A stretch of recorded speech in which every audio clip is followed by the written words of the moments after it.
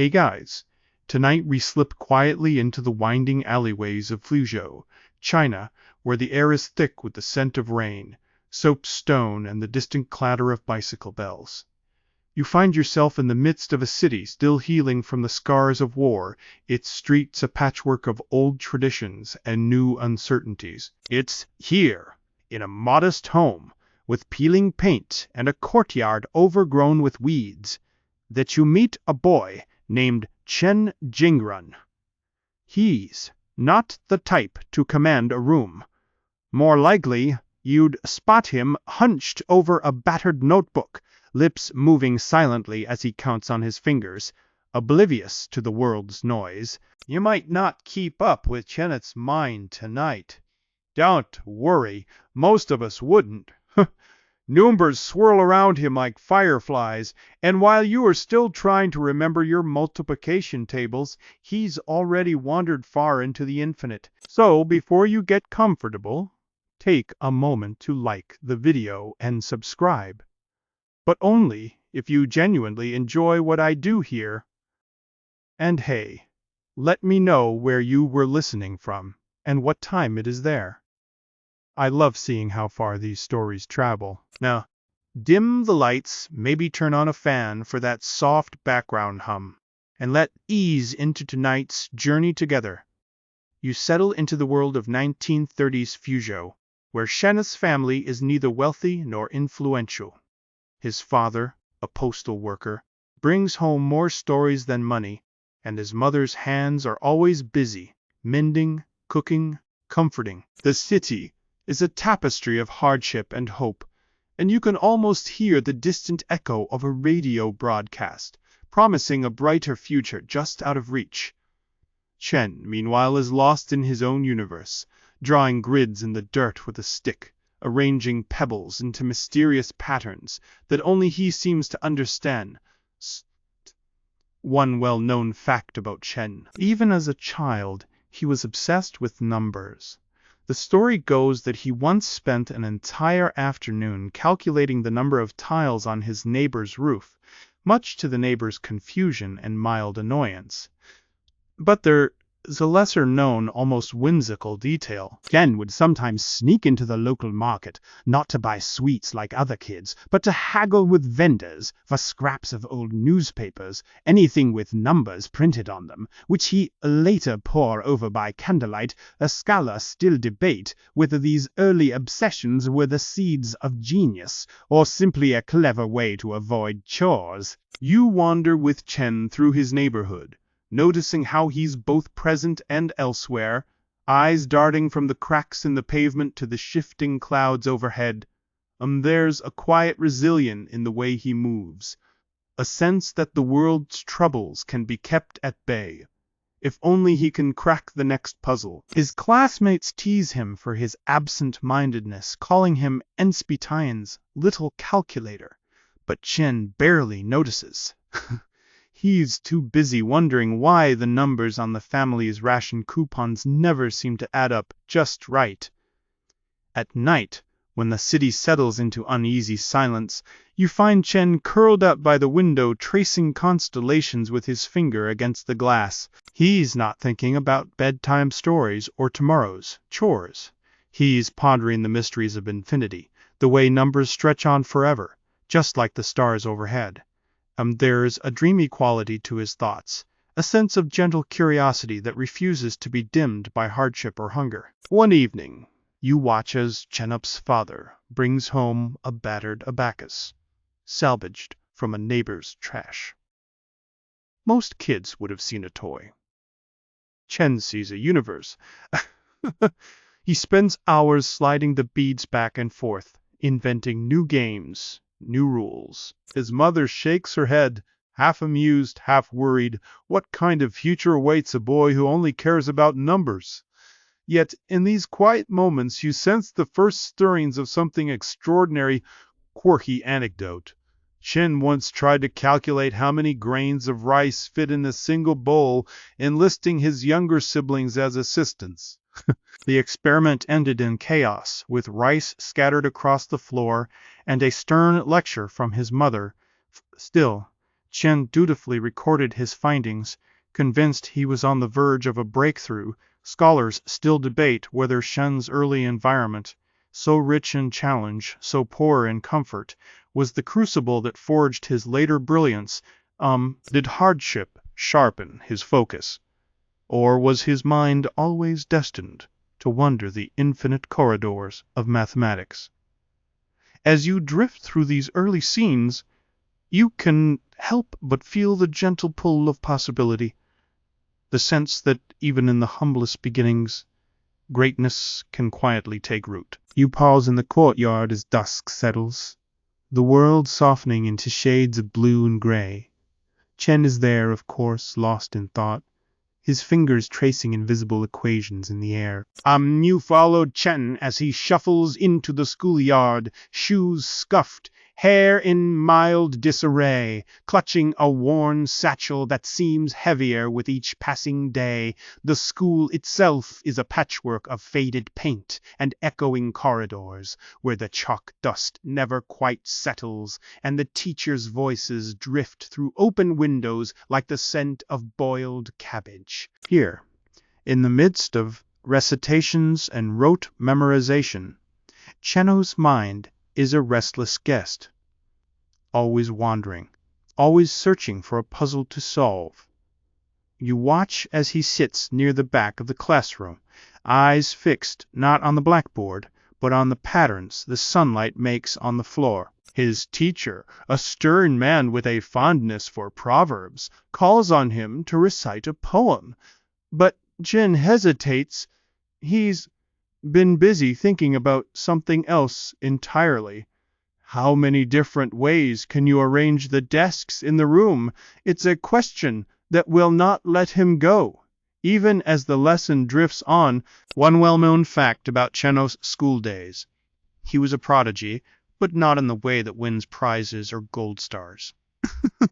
Instead, he was the kind of student who'd solve a problem in a way no one expected, sometimes with a shortcut so elegant the teacher would double, check the answer, convinced there must be a mistake. His classmates soon learned that if you wanted help with arithmetic homework, Chen was your best bet. If you wanted help with anything else, say, remembering to bring your lunch, you were on your own. The schoolyard is alive with the usual chaos, shouts, laughter, the thwack of a rubber ball against a wall. Chen, however, is drawn to the quieter quarters, where he can puzzle over riddles and branchiesers. Born there's a story that floats around the playground, half joke, half legend. One day, a teacher presented the class with a puzzle that had stumped even the adults. Chen listened quietly, then scribbled out the answer in the margin of his notebook. Almost as an afterthought, the teacher was so surprised he accused Chen of cheating. Only after Chen explained his reasoning, step by step, with the patience of a saint, did the teacher relent, and even then he seemed a little suspicious. Scholars still debate whether this was the moment Chen realized he saw the world differently, or simply the first time someone else noticed a McCorky anecdote. Chen once invented an elaborate game for his classmates, involving pebbles, sticks, and a complicated set of rules that only he seemed to fully understand. The game became a brief playground craze, until one day a frustrated participant asked, "Empty eyes, how do you even win?"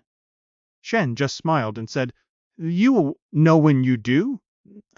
The game faded away, but the memory of Chenno's mysterious logic lingered. You trail him after school, where he stops at a small shop to peer at the numbers painted on the price tags. He's not interested in candy or toys. He's trying to figure out if there's a pattern to the way prices are set. His friends tease him. "Little calculator, what are you counting now?" But Chen shrugs it off. He is used to being the odd one out, the boy who'd rather chase a number than a soccer ball. At home, Chen's curiosity turns to obsession. He fills the margins of his textbooks with tiny calculations, doodles of geometric shapes and cryptic notes that even his parents can decipher. His mother, ever practical, worries that he's neglecting his chores, but his father sees something else, a spark, a hunger for understanding that can be easily quenched. One evening, you watch as Chen's father brings home a puzzle book from the market, a rare treasure in those days. Chen devours it in a single sitting, solving every problem, then inventing new ones of his own. He even writes a letter to the publisher, politely pointing out a misprint in one of the solutions. The publisher never replies, but Chen doesn't mind. For him, the joy is in the chase. Scholars still debate whether Shen's early knack for puzzles was a sign of innate genius or simply the product of relentless practice. Was he born with a mind tuned to the music of numbers, or did he train himself, one riddle at a time, to hear it? As you watch him work, brow furrowed in concentration, you suspect the truth is a little of both. A light joke floats through the air. If Chen had been born in another era, he might have invented Sudoku just to pass the time. Or at the very least, he'd have found a way to make math homework the hottest trend in the schoolyard. You linger in the fading light, watching as Chen's classmates drift away, their laughter echoing down the alleyways. Some Chen remains lost in thought, the world narrowing to a single beautiful question.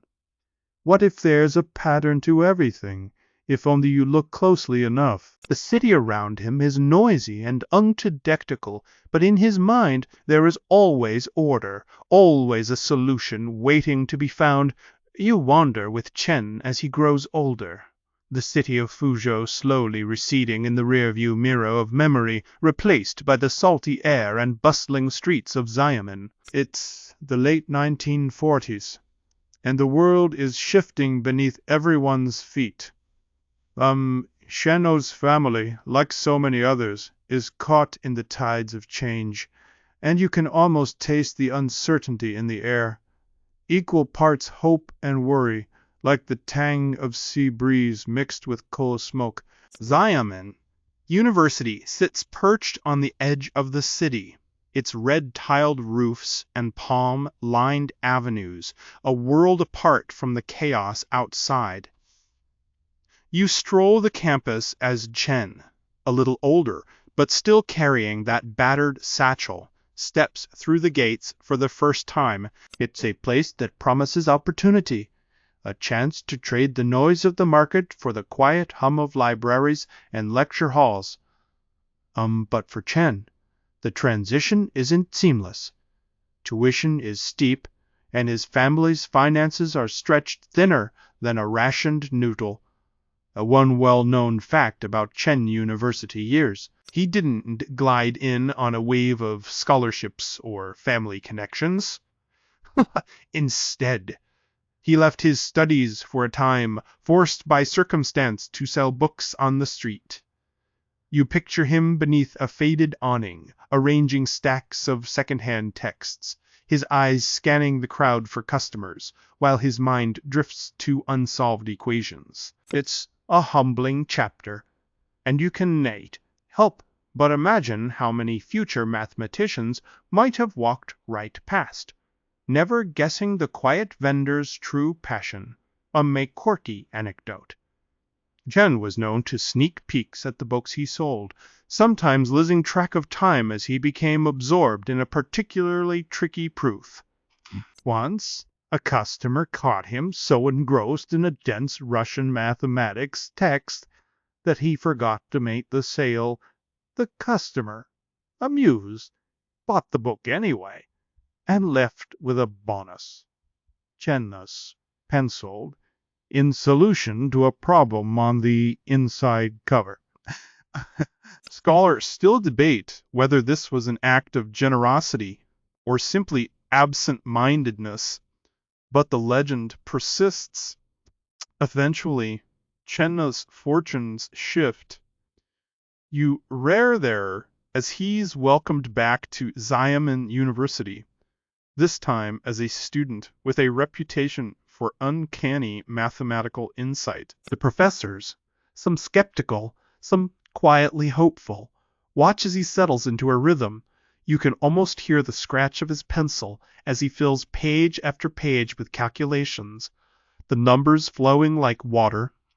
There's a sense of relief in the air, as if the universe has righted itself, if only for a moment. Chen's classmates are a mixed bunch, some inspired, some intimidated, a few openly baffled by his methods. He's not the loudest in the room, nor the most fashionable, but when he speaks, people listen. On one day, a professor presents a notoriously difficult problem during a lecture, promising extra credit to anyone who can solve it. Chen stays after class, quietly working through the night. By morning, his solution is not only correct but elegant, revealing a shortcut that leaves even the professor shaking his head in disbelief. The campus itself becomes a kind of sanctuary. You walk with Chen beneath the banyan trees, the dappled sunlight flickering across his face as he mutters equations under his breath. He's often spotted in the library, farthest corner, surrounded by towers of books in English, Russian, and Chinese. He doesn't just read them, he devours them, scribbling notes in the margins, sometimes correcting the authors themselves. The habit that earns him both admiration and a few raised eyebrows. A light joke. If Chen had a superpower, it would be the ability to find mathematical errors in any book, anywhere, anytime. Forget X. Ray vision. He's got Empukai's proof vision. But university life is zocked, all numbers and theorems. You catch glimpses of Chen at student gatherings, awkwardly clutching a cup of tea, listening more than speaking. He's not immune to loneliness, but there's a quiet dignity in his solitude. Occasionally, he too surprise everyone by telling a joke, usually a math pun so subtle that it takes a few seconds to land. When it does, the laughter is genuine. The ice momentarily broken. Scholars still debate whether Yen's time as a bookseller shaped his humility, or whether it simply revealed a character that was always there. Was he humbled by hardship, or did he carry that gentle modesty from the very beginning? You sense it, both woven together in the fabric of his life. As the semester winds on, you find Chen at his desk late into the night, the glow of a single lamp illuminating his notes. He's chasing something, an idea, a pattern, a solution just out of reach. The rest of the world sleeps, but for Chen, the night is alive with possibility. You realize, as you watch him work, that this is what sets him apart. Not just his intellect, but his quiet, relentless persistence. The campus grows quieter as exams approach, the palm trees swaying in a gentle breeze. Chen's journey is just beginning, but already you can feel the gravity of his dreams pulling him forward, one calculation at a time. You drift into the dim corridors of Xiamen University's dormitories, where the air is thick with the scent of instant noodles and the low hum of whispered conversations. Here, late at night, you find Chen Jingrun hunched over his desk, a solitary figure illuminated by the soft golden glow of a desk lamp.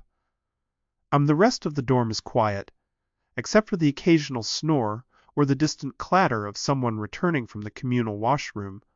But Chen's mind is wide awake, alive with numbers that dance across the page. It's in these quiet hours, when the world outside has faded to a hush, that Chen's true nature emerges. He is not the type to join in the late-night card games or sneak out for midnight snacks.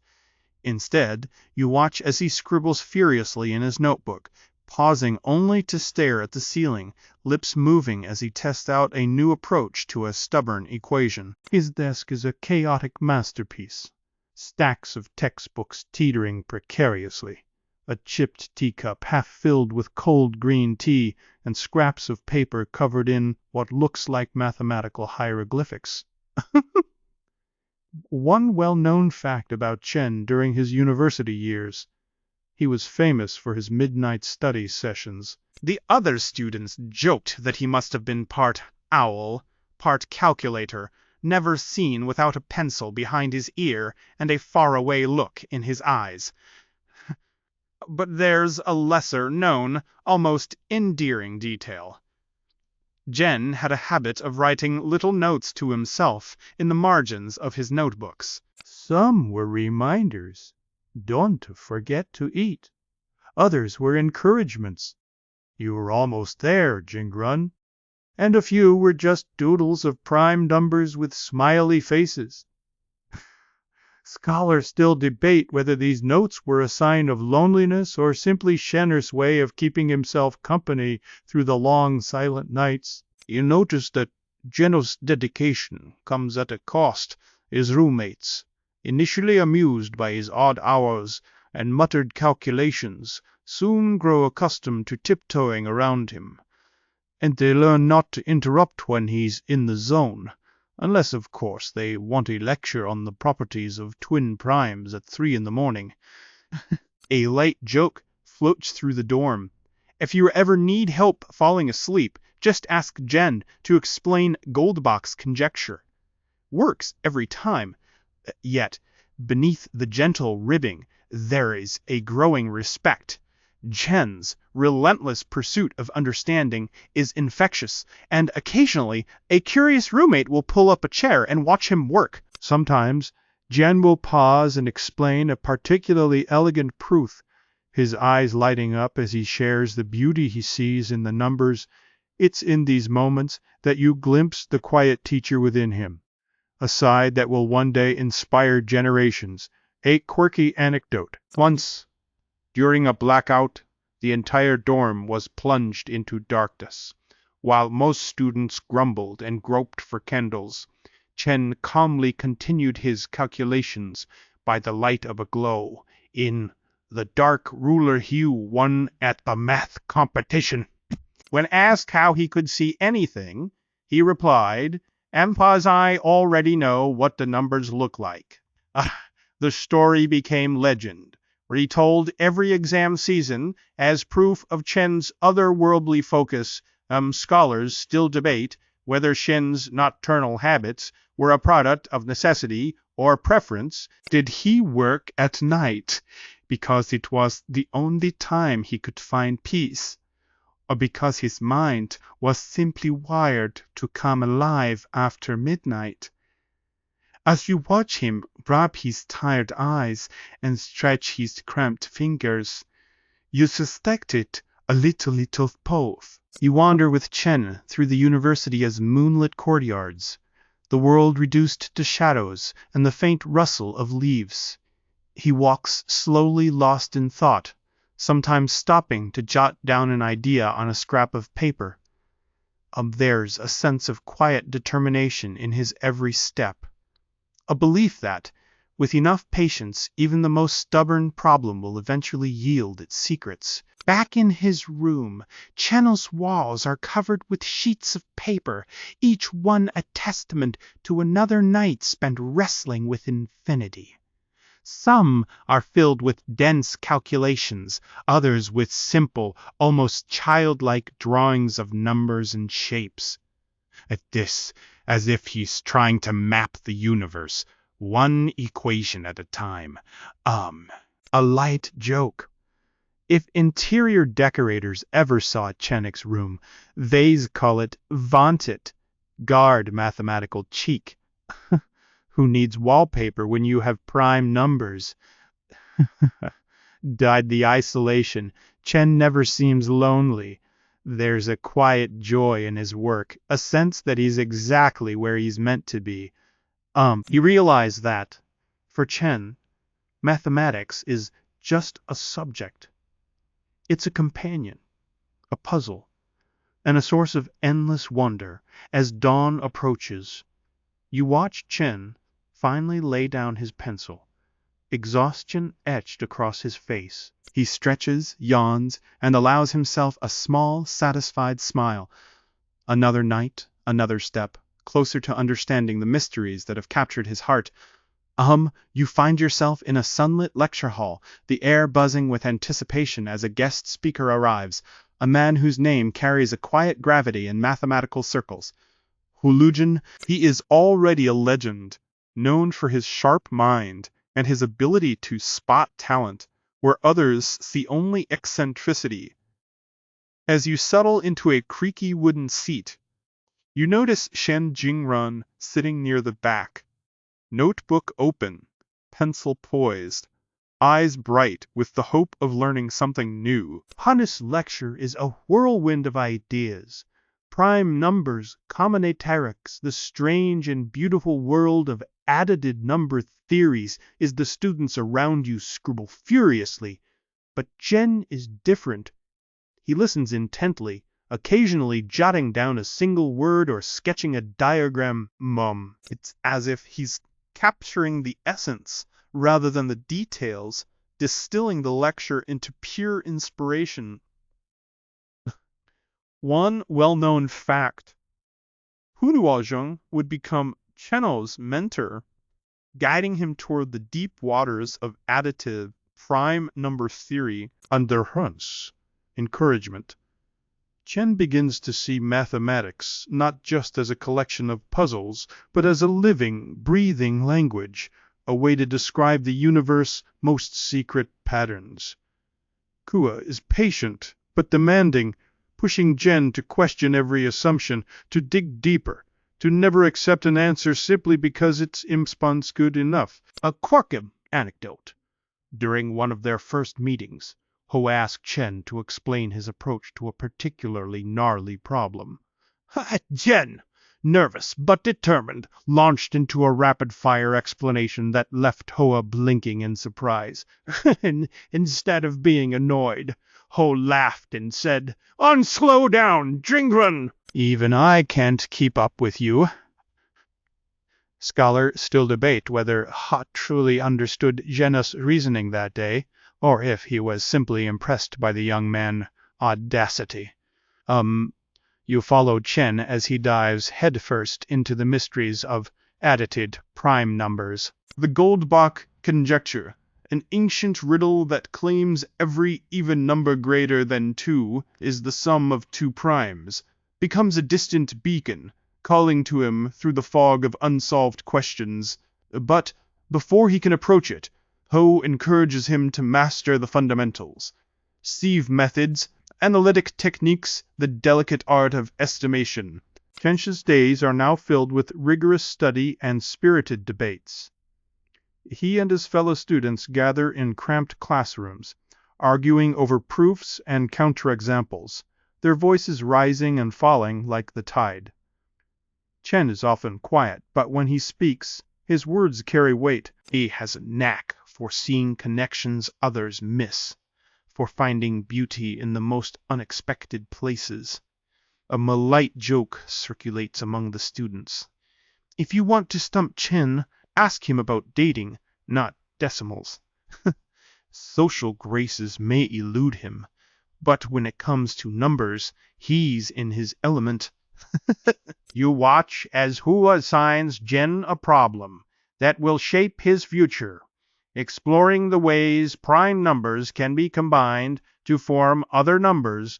It's a deceptively simple question, but the deeper Chen digs, the more complex and fascinating it becomes. He spends hours in the library, poring over ancient texts and modern journals, searching for clues. Scholars still debate whether Hans Mintzber was the turning point in Chen's career, or if Chen would have found his way to greatness regardless. Was it fate that brought them together, or simply the inevitable convergence of two brilliant minds? As you watch Chen labor over yet another proof, you sense that the answer, like so many in mathematics, may never be fully known. Late at night, You find Chen and Hoa walking the campus paths, their silhouettes framed by the glow of streetlights. They talk of mathematics, of course, but also of life, of perseverance, of the importance of asking the right questions. Hao's faith in Chen is unwavering, and Shen, in turn, is determined not to disappoint. A quirky moment. Once, during a particularly intense discussion, Hoa challenged Chen to explain a proof using only metaphors.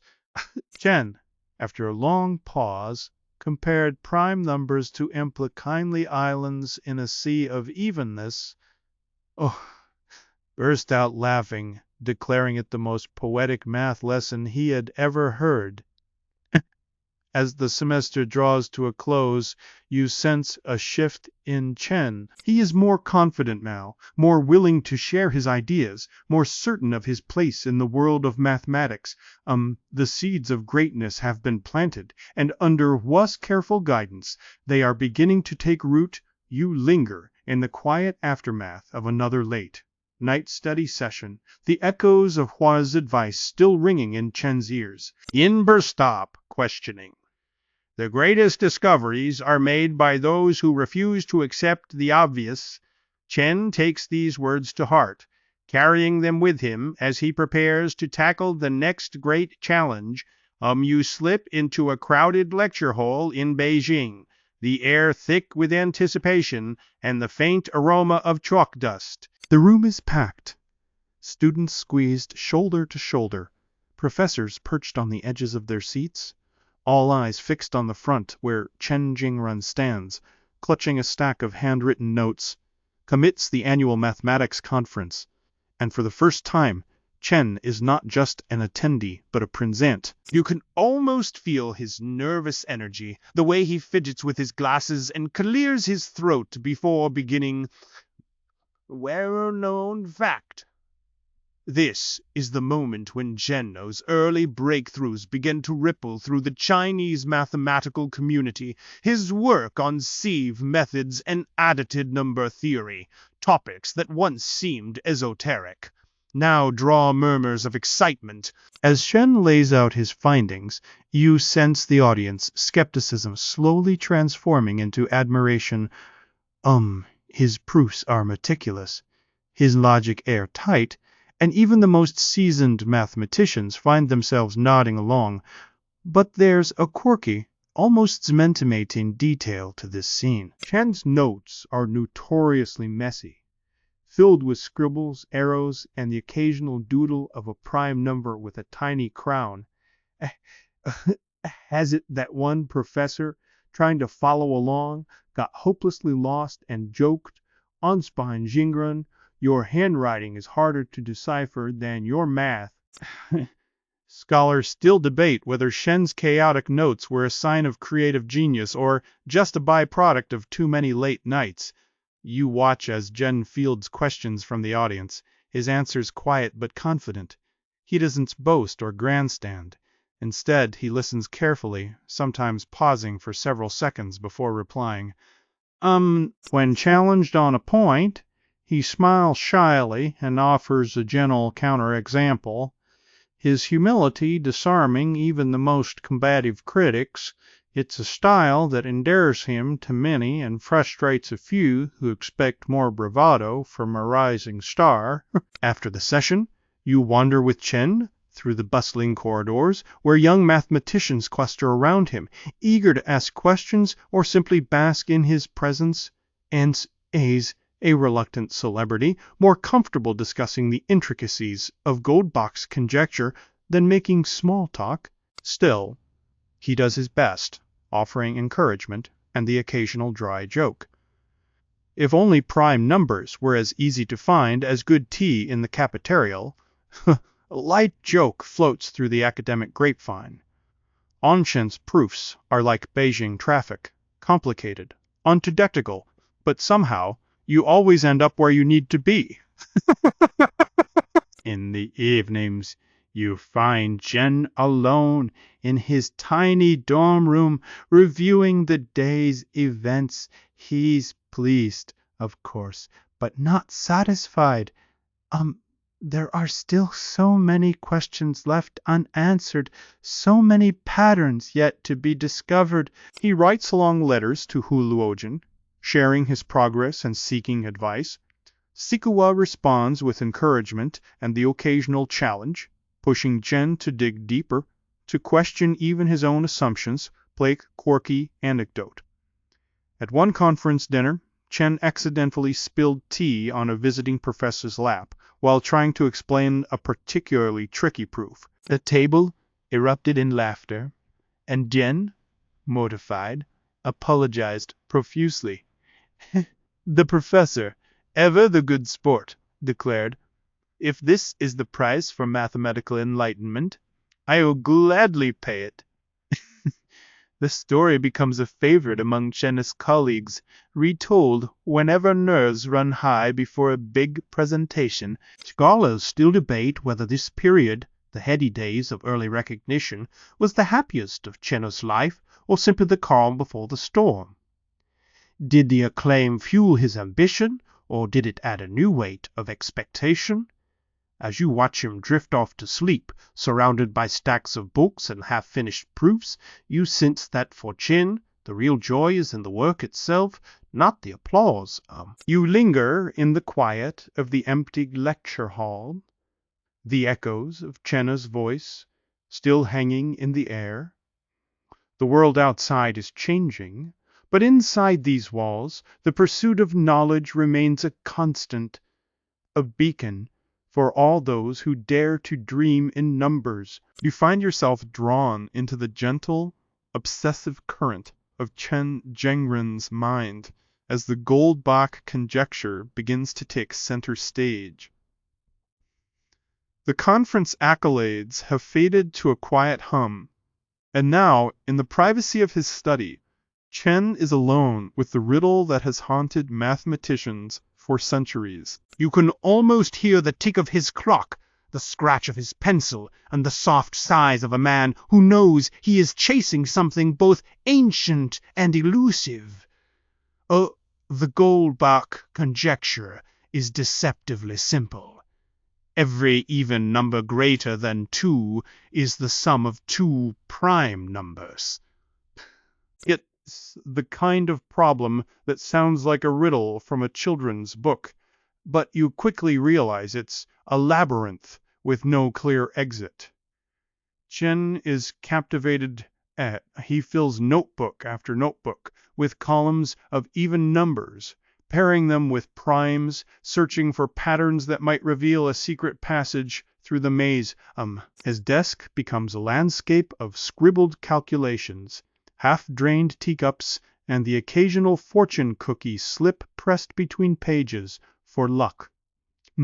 Well-known fact. Chen's obsession with Goldbach's conjecture was so intense that colleagues sometimes worried for his health. He would work for days with little sleep, driven by the conviction that the answer was just around the corner. But there's a lesser-known, quietly charming detail. Chen kept a small, battered notebook labeled Goldbach Franks. In it, he recorded not only mathematical insights, but also the dreams and odd thoughts that visited him in the night. One entry reads, "Dreamed of a staircase made of primes. Each step felt different underfoot." Scholars still debate whether these nocturnal notes were genuine flashes of inspiration or simply the byproduct of a mind that never truly rested. You watch as Chen's world narrows. He becomes a familiar sight in the university library, always at the same table, always surrounded by a fortress of books. Owie rarely joins his colleagues for lunch, preferring instead to nibble on steamed buns while poring over dense Russian journals. The staff begin to leave him little treats, an extra cup of tea, a sweet potato wrapped in paper, as if to remind him that he's not completely alone, a quirky anecdote. One afternoon, a librarian found Chen asleep at his desk, his head pillowed on a stack of prime-numbered tables. Clink. When she gently woke him, he blinked, smiled, and immediately launched into an explanation of a new pattern he had spotted in his dreams. The librarian, not a mathematician herself, nodded politely, then left him a note. And Pramai remembered to rest. Even numbers need a break too. The note stayed taped to his desk for years. Scholars still debate whether Shen's self-imposed isolation was necessary for his breakthroughs, or whether it cost him more than it gave. Did the solitude sharpen his focus, or did it slowly erode the boundaries between work and life? You sense that for Chen, the line was always blurred, that mathematics was both sanctuary and siren call. You notice how the seasons change outside his window, cherry blossoms giving way to summer storms, then the crisp chill of autumn. But inside, time is measured only by progress on the conjecture. Kennel's friends worry, but he reassures them with a tired smile and a joke. If I disappear, you'll find me on the other side of an even number. A light joke circulates among students. If you ever want to hide something from Chen, just write it on an odd number. You never look there. It's a gentle ribbing, but also a sign of how completely he's become identified with his quest. You sit with Chen late into the night. The only sounds the ticking clock and the soft rustle of pages turning. He is chasing patterns, following trails that sometimes vanish just as they come into focus. Yet, each dead end only strengthens his resolve. He is not discouraged by failure. If anything, it is a sign that he's on the right path. There's a quiet beauty in this pursuit, a sense that, even in solitude, Chen is part of something larger, a centuries old conversation carried on in whispers and equations. You realize that for him, the Goldbach Conjecture isn't just a problem to be solved. It's a companion, a mystery that keeps him company through the long, silent hours. You drift into a world where the air is thick with tension and suspicion.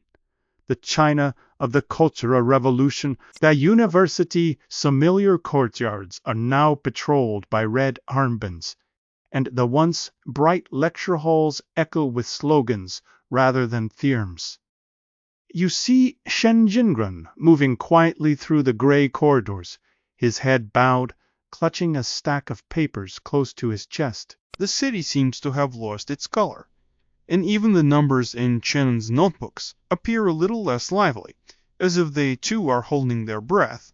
It's a time when intellectuals are viewed with suspicion, and even the purest mathematical pursuits can be seen as subversive. A well-known fact. Many scholars and teachers were sent to the countryside for enterprise education, their books confiscated, their research interrupted. Chen, too, is at risk. His dedication to mathematics, once a source of pride, now marks him as an outsider. He is forced to stop publishing, to hide his work, to pretend that his mind isn't always racing ahead to the next equation. But there's a lesser-known, quietly heroic detail. Chen never truly stopped working. He hid his notebooks in the lining of his coat, scribbled calculations on scraps of paper that he could burn at a moment's notice, and sometimes even recited proofs aloud to himself while tending communal crops. Scholars still debate whether Shen's persistence was a form of quiet rebellion, or simply the only way he knew how to survive. Was he defying the system, or just clinging to the only thing that made sense in a world turned upside down? You watch as Chen's world shrinks even further. Friends and colleagues disappear overnight, and the few who remain are careful with their words, always glancing over their shoulders. Chen becomes a master of silence, communicating in nods and half-smiles, saving his true thoughts for the safety of his own mind. Yet, Even in this climate of fear, he finds small pockets of kindness. A librarian who slips him a banned Russian math journal, a neighbor who brings him sweet potatoes in exchange for help with her son's homework. A quirky anecdote. One day, while working in the fields, Chen absent-mindedly used a stick to write equations in the dirt. A passing tried noticed and asked what he was doing. "Sinking quickly," Chen replied. "In pine, just counting rows for planting." The stay nodded, satisfied, and moved on, unaware that Chen was actually calculating prime gaps, not potato yields. Scholars still debate whether the hardships of the Cultural Revolution sharpened Chenhu's focus or left scars that never fully healed. Did the constant threat of discovery make him more creative, or did it simply force him to work in smaller, more secretive ways? You sense that for Chen, mathematics became both shield and solace, a way to keep his spirit alive when everything else seemed uncertain. Through it all, Chen Zil's humor survives, if only in whispers. He jokes with a friend, at least numbers can't be denounced for counter-revolutionary behavior. It's a small comfort, but one that helps him endure the long gray days. You notice how the seasons pass almost unnoticed. The world outside growing colder and more distant, yet inside Chen's mind, the fire of curiosity never goes out. He continues to chase the patterns that have always called to him, even if he must do so in secret. At night, you find him in his tiny room, the windows shuttered against the world. Blink. He whispers theorems to himself, each proof a quiet act of resistance. The walls are bare, but his mind is alive with possibilities. Each equation a small rebellion against the darkness outside, a light joke. If the Red Guards ever tried to confiscate Janev's thoughts, they'd need a bigger notebook and the crash course in number theory. You realize, as you watch Jen work by candlelight, that even in the bleakest times, the pursuit of knowledge can be an act of hope. For Jen, every calculation is a promise to himself that someday the world will remember the beauty of numbers, and the silence will give way to song. You sit beside Chen Jingrun in the quiet aftermath of the storm, the Cultural Revolution's grip loosening, the world outside his window slowly regaining its color. The university halls are still hushed, but their dimming in the air. Like the first rays of sunlight after a long gray winter, Chen, older now, moves with a gentle deliberateness, his hair flecked with gray, his eyes still bright with the same restless curiosity that defined his youth. On his desk lies a stack of papers, each page filled with dense lines of calculation, margins crowded with notes, and the occasional doodle of a smiling prime number. You watch as he carefully sharpens his pencil, takes a deep breath, and begins to write. This is the moment that will change everything, not just for Jen, but for the world of mathematics. A well-known fact. It is here that Chen pens the proof that will become known as Plombich's theorem. In a feat of quiet brilliance, he shows that every sufficiently large, even number can be expressed as the sum of a prime and a semi-prime, a number that is the product of two primes. It's not the full Goldbach Conjecture, but the closest anyone has ever come. A breakthrough that stuns the mathematical community worldwide, but they're a lesser-known, almost whimsical detail. Chen's proof is so intricate that when he first submits it for publication, the editors at Acta Mathematica Sinica are left scratching their heads.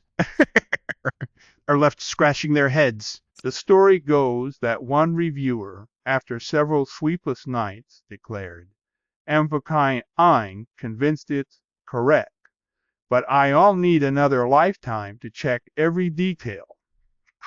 Scholars still debate whether Chen's proof is a model of clarity or an enigma wrapped in a riddle. Some say It's a masterpiece of logical architecture.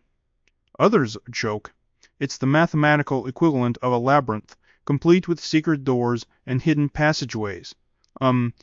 You watch as word of Chen's achievement spreads. Letters arrive from mathematicians around the globe. Some congratulatory, some skeptical, a few simply awestruck. Chen reads them all with quiet humility, replying in his careful, looping script he's not interested in fame. He's simply relieved to have made progress on a problem that has haunted him for years, a McQuirky anecdote. When a reporter asks Chen how he celebrated his breakthrough, he shrugs and says, in puns, "I had an extra steamed bun for lunch." For Chen, joy is found in the work itself, not in grand gestures. Scholars still debate the true implications of Chen's theorems. Is it a stepping stone to the full Goldbach Conjecture, or a beautiful detour on the road to nowhere? Some believe it holds the key to even deeper mysteries. Others see it as a testament to the limits of human ingenuity. You sense that, for Chen, the debate is beside the point, and is content to have nudged the world a little closer to understanding. You notice how Chen's colleagues treat him now, with a mixture of awe and affection. The once solitary figure is invited to conferences, asked to give lectures, celebrated in ways that would have seemed impossible just a few years before. Yet he remains as humble as ever, more comfortable in the quiet of his study than in the spotlight. Light joke. At a departmental party, someone toasts Chen, declaring, "To the man who made even numbers interesting." Chen laughs, raising his teacup, and replies, they were always interesting. You just had to look closely. As you sit with Chen in the fading light, you realize you're witnessing a quiet revolution. As the world may not have all the answers, but thanks to Chen Jingrun, it has a few more beautiful questions. You marvel at how quickly the quiet corridors of academia give way to the dizzying heights of national attention. Chen Jingrun, who once scribbled proofs in the margins of ration coupons, now finds himself at the center of a whirlwind. The news of his theorem spreads, first among mathematicians, then through the broader scientific community, and finally, in a way that surprises even him, to the general public.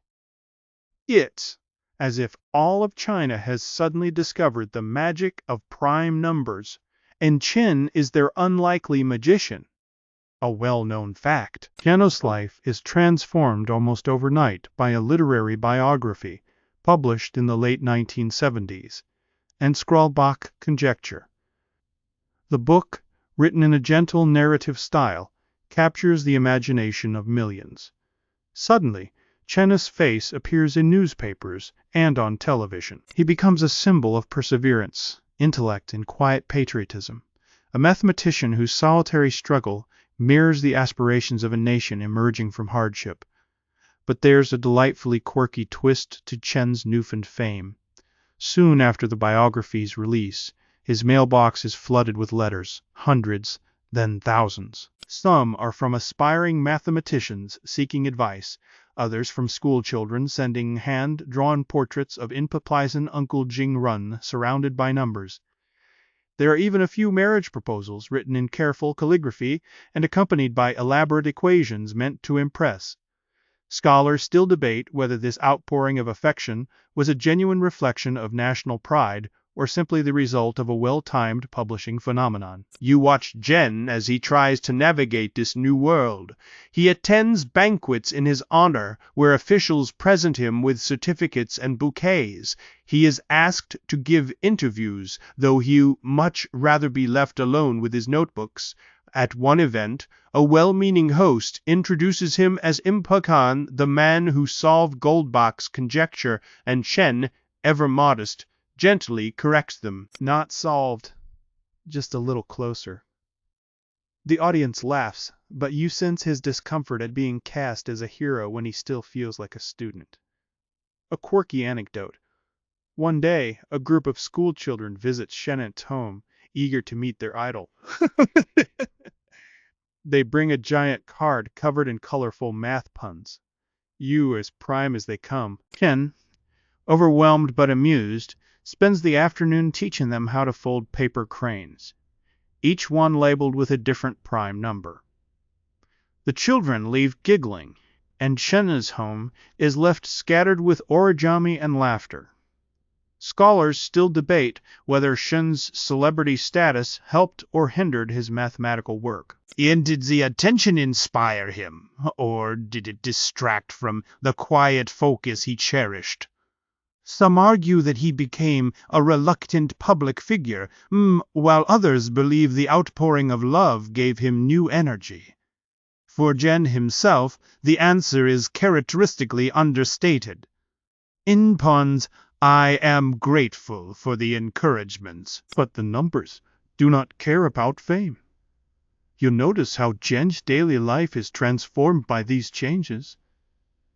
He receives invitations to speak at schools, to appear on radio shows, to serve as a judge for math competitions.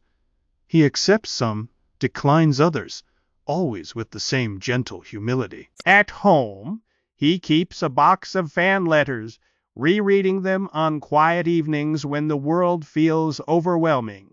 A light joke. Chen's friends tease him that he's become on China's most eligible bachelor if you like your romance with a side of prime numbers. He laughs, replying, am still searching for the perfect match. 2 primes that add up just right.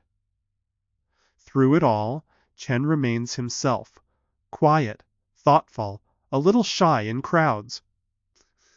He continues to work on mathematics, though now his study sessions are occasionally interrupted by phone calls from admirers or requests for autographs. You sense that for all the noise, his heart still belongs to the silent world of numbers. As you watch Chen sift through another stack of letters, you realize that his story has become something larger than himself, a gentle reminder that even the quietest lives can inspire a nation.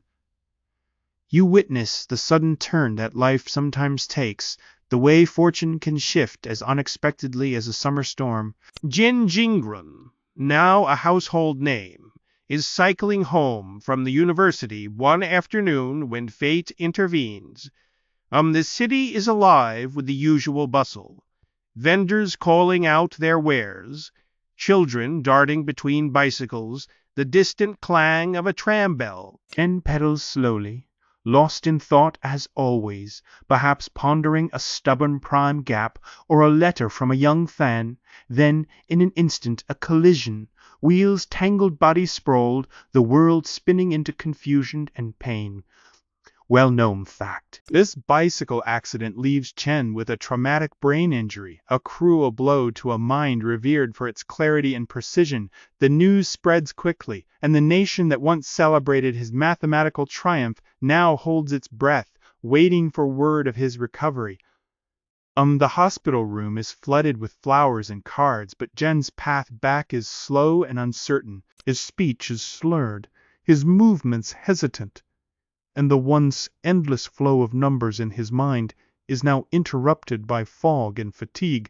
Yet they're a lesser-known, quietly inspiring detail. Even in the haze of recovery, Chen's humor and humility persist. Nurses recall how he would scribble equations on the backs of medical forms or joke that the hospital food was not even divisible by 2. Scholars still debate whether Shen's mathematical abilities were fundamentally changed by the accident, or if the spark that defined him simply flickered in new, quieter ways. You see, Shen's friends and colleagues rally around him, offering support in both practical and heartfelt ways. Dwight volunteered to read to him. Old friends bring his favorite steamed buns, and his family sits by his bedside, holding his hand through the long, uncertain nights. The university arranges for Chen to return to work in a limited capacity, hoping that the familiar rhythms of academia will help restore his confidence. A quirky anecdote. During his recovery, Chen once insisted on helping a nurse calculate the most efficient route for her medication rounds. He followed his advice, only to find herself finishing early every shift. A small victory for mathematics, even in a hospital ward. Some scholars still debate whether Chen's perseverance in the face of adversity is his greatest legacy. Was it his theorems that inspired a nation, or the way he faced hardship with quiet dignity? Some argue that his struggle with illness and, later, Parkinson's disease revealed a new kind of courage, one that didn't require chalkboards or applause. You notice, too, how Chen's world grows smaller, but more precious. He spends more time with family, takes gentle walks in the university gardens, and listens to music, especially traditional Chinese melodies that remind him of his childhood in Fuzhou. He writes fewer proofs, but more letters, offering encouragement to young mathematicians and sharing stories of his own early struggles, a light joke. Chen's friends tease that he's finally found a way to take a break from math by letting his body slow down, even if his mind still races ahead. Through it all, Chen's spirit endures. He may move more slowly, his handwriting may tremble, but his eyes still light up at the mention of a new mathematical discovery. Nising, you realize that, for Chen, the journey was never just about solving problems. It was about finding beauty and meaning, even in the most unexpected places. As you watch him sit in the garden, sunlight dappling the pages of a well-worn notebook, you feel the quiet strength that has always defined him. The world may have changed, but Chen Jingrun's gentle determination remains, a beacon for all who face challenges, mathematical or otherwise. You observe the gentle rhythm of days that follow as Chen Jingrun's world becomes quieter, more intimate. The university, once a place of bustling lectures and excited debates, now feels like a sanctuary. Chen's office is filled with sunlight and the soft rustle of papers, the shelves lined with books that have become old friends. His body may move more slowly, but his mind still flickers with the same curiosity, a candle burning steadily, if not as fiercely as before. One well-known fact: Chen never gave up on the Goldbach Conjecture, not even after his accident. Though his energy waned and his speech sometimes faltered, he continued to work on the problem that had defined his life. But there's a quieter, more touching detail. Chen's students, many of whom had once been inspired by his lectures or his gentle encouragement, now become his collaborators and caretakers. They gather in his office, bringing tea and fresh notebooks, eager to share their own ideas and to listen as Chen, with effort, sketches out new approaches on the board, quirky anecdote. One afternoon, a student arrives with a bouquet of sunflowers and a tricky number theory problem. Chen, delighted, spends an hour guiding her through the solution, pausing to admire the flowers and remark, "And prime numbers are beautiful, but these are easier to count." The student laughs, and the sunflowers remain on his desk for weeks, a small, bright reminder of the joy he still brings to others. Scholars still debate whether these final years were a time of frustration or fulfillment for Chen. Did he mourn the proofs he could no longer chase, or did he find peace in the company of devoted students and the slow, steady progress of collaborative work? You sense that, for Chen, the answer is both. There are days when his mind is clear and the numbers flow, others when he drifts into silence, content to listen as his students carry on the search. You notice how the roles have shifted. Once, Chen was the solitary seeker, lost in a labyrinth of prime numbers. Now, he is the wise guide, his insights sparking new ideas in those around him. the students are fiercely loyal, defending his legacy in academic circles and ensuring that his work continues, even as his own contributions become more rarefied. It's a light joke. The students joke that Chen's office is in prime real estate. Everyone wants a chance to work there, even if it means deciphering his famously cryptic notes. There's a gentle camaraderie in these meetings. The students bring stories of their own struggles and small triumphs, and Chen listens with the patience of someone who knows that every great discovery begins with confusion. Sometimes he'll offer a quiet suggestion or point out a hidden flaw in a proof.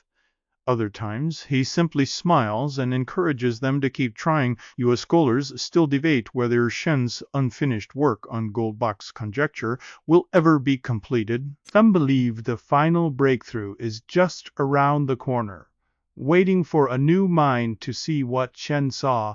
Others think the mystery will endure, a testament to the infinite complexity of mathematics. You realize that, for Chen, the journey itself was always the reward. The joy of discovery, the beauty of collaboration, and the quiet satisfaction of knowing that his students will carry the torch forward. As you watch Chen and his students huddle over a chalkboard, the late afternoon sun casting long shadows across the room, you feel a sense of peace. The search continues. And so does the gentle legacy of a mathematician who never stopped believing in the power of wonder. You leaf through the pages of Chen Jingrun's later writings, discovering a gentler side of the mathematician, one that delights in sharing the magic of numbers with young minds. With the pressure of major proofs behind him and the bustling world outside his window growing more distant, Chen turns his attention to youth mathematics, eager to nurture the next generation of dreamers and problem solvers. A well-known fact: Chen authored several books and articles aimed at children and teenagers, distilling complex ideas into playful puzzles and stories. These works, filled with warmth and accessibility, become beloved classics in classrooms across China.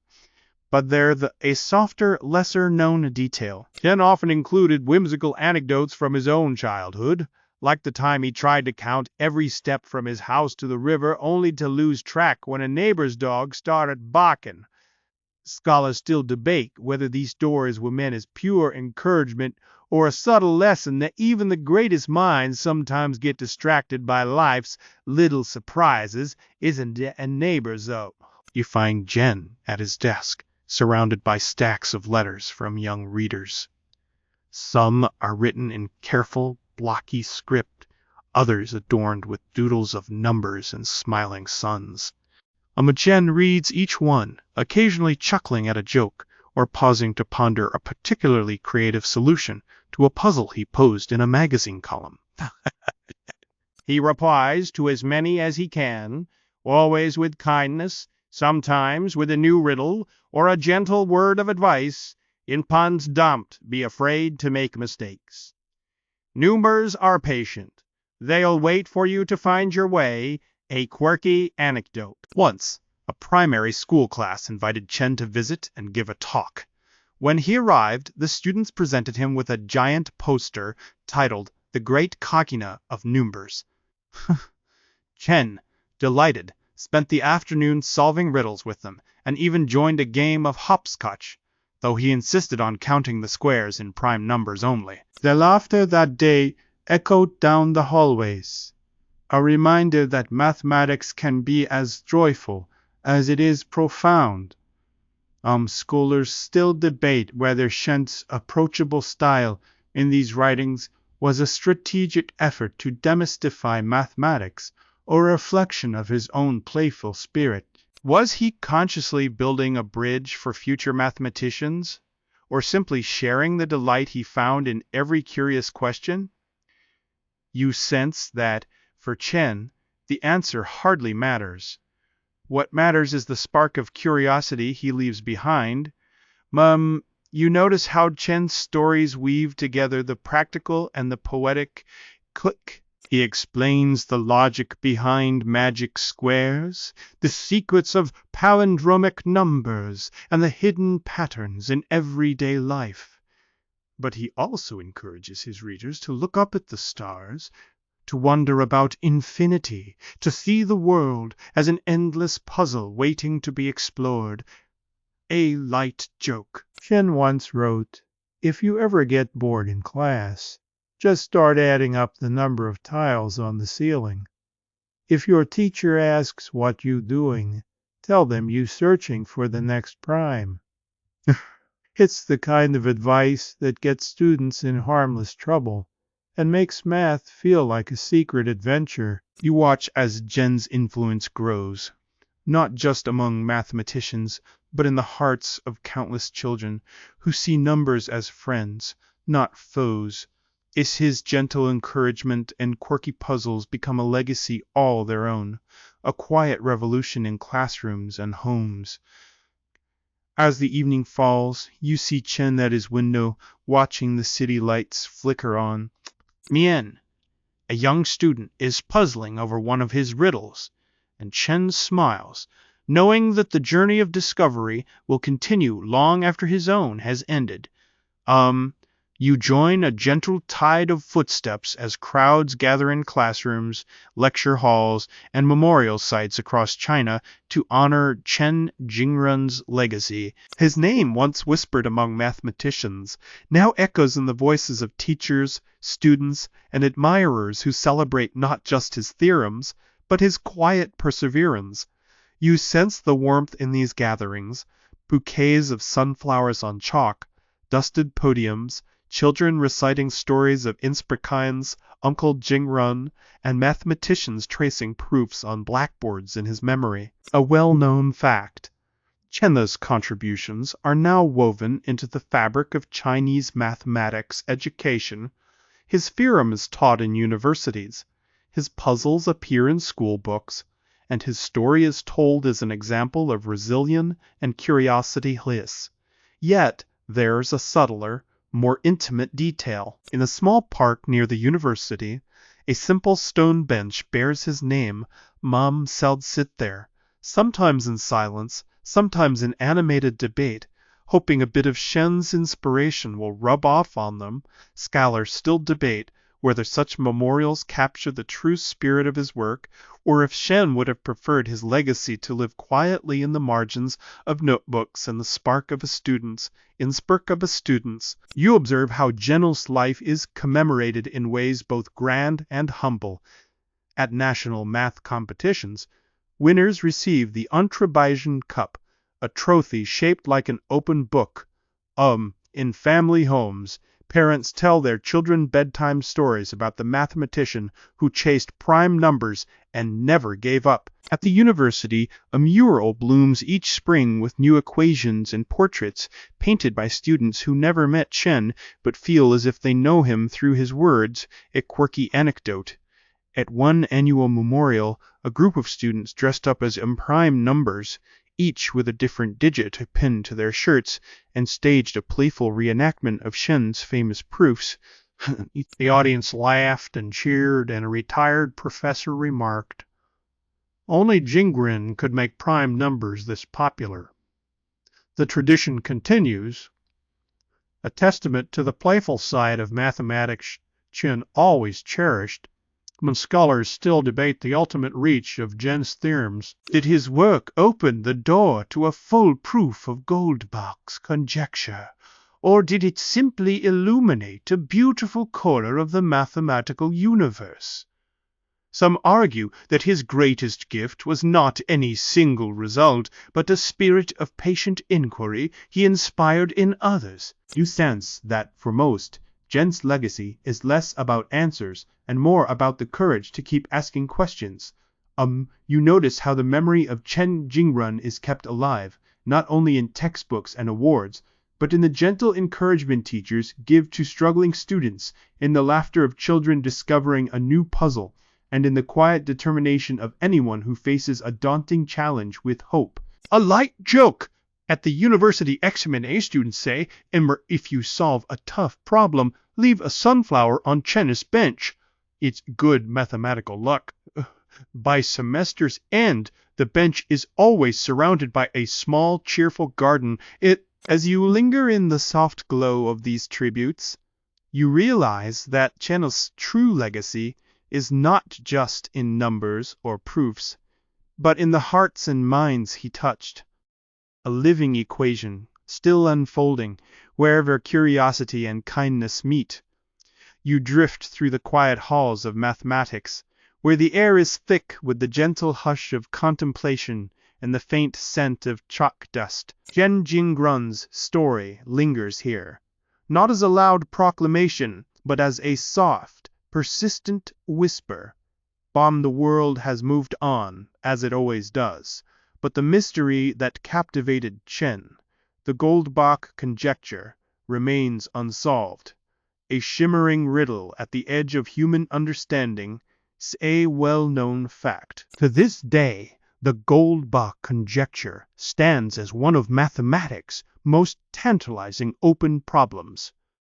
Chen's theorem, the closest anyone has come, is still taught in classrooms around the globe, inspiring new generations to take up the challenge. But there, a gentler, more personal detail. Among mathematicians, Dix said that Jen's spirit still roams the libraries late at night, peering over the shoulders of those who dare to chase the same elusive dream. A scholar still debate whether the full proof will ever be found, or if the conjecture is destined to remain an eternal invitation, an unfinished melody that calls to the curious. You imagine yourself wandering alongside Chen's memory through the silent stacks, past rows of well-thumbed journals, and the soft glow of reading lamps. The numbers are still there, waiting. Every even number, every prime, every hopeful pencil mark in the margin of a notebook. You pause at a desk where a young student sits, brow furrowed, searching for patterns in the endless sea of digits. Bien, you sense Chen is smiling, perhaps offering a silent nod of encouragement. A quirky anecdote. There's a rumor among graduate students that if you stay late enough in the math department, you might hear the faint sound of an abacus clicking, or catch a glimpse of a sunflower tucked between the pages of a textbook. A quiet hello from Chen, still cheering on the next generation. Scholars still debate the meaning of a life spent in pursuit of a mystery. Was Chen's devotion to Goldbach's conjecture an act of stubbornness or of hope?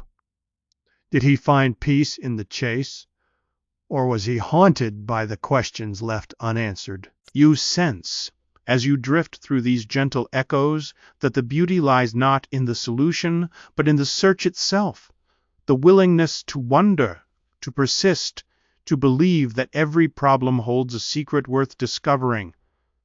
As you settle into the stillness, you realize that Chen's story is a lullaby for the curious, a reminder that even the quietest voices can shape the world, and that every unsolved mystery is an invitation to dream. Now, let your breath slow as you imagine the soft glow of a library lamp, the gentle rustle of pages turning, and the comforting presence of numbers stretching out into the night.